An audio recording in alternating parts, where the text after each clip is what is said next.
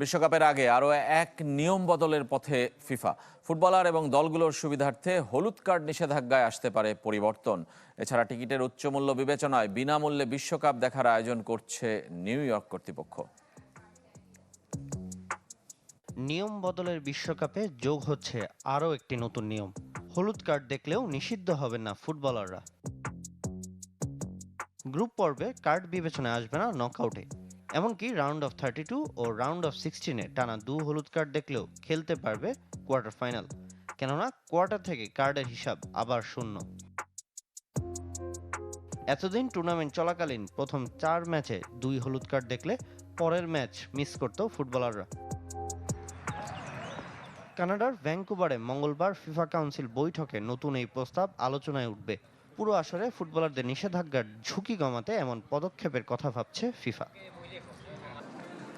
টিকিটের চড়া মূল্যে যুক্তরাষ্ট্রবাসীর জন্য বিশ্বকাপ উপভোগ কঠিন। কাজটাকে সহজ করতে new York mayor Zohran Mamdani নানা উদ্যোগ নিয়েছেন।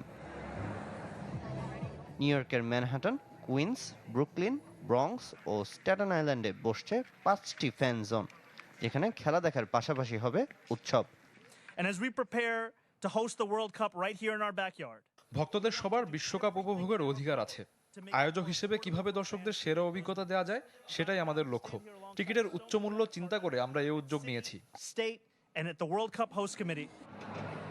পাশের প্রদেশ নিউ জার্সির হ্যারিসনে নিউ ইয়র্ক রেড বুলসের মাঠ স্পোর্টস ইলাস্ট্রেটেড স্টেডিয়ামেও সাজবে বিশ্বকাপের রঙে, মাত্র $10 খরচ করে, যেখানে যোগ দিতে পারবেন দর্শকরা।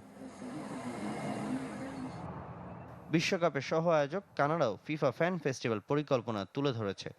টরন্টোয় 6 ম্যাচ হলেও 11 জুন থেকে 19 জুলাই পর্যন্ত 22টি ভিন্ন ভিন্ন আয়োজন থাকবে সেখানে। সামিনিয়া স্যার, চ্যানেল 24।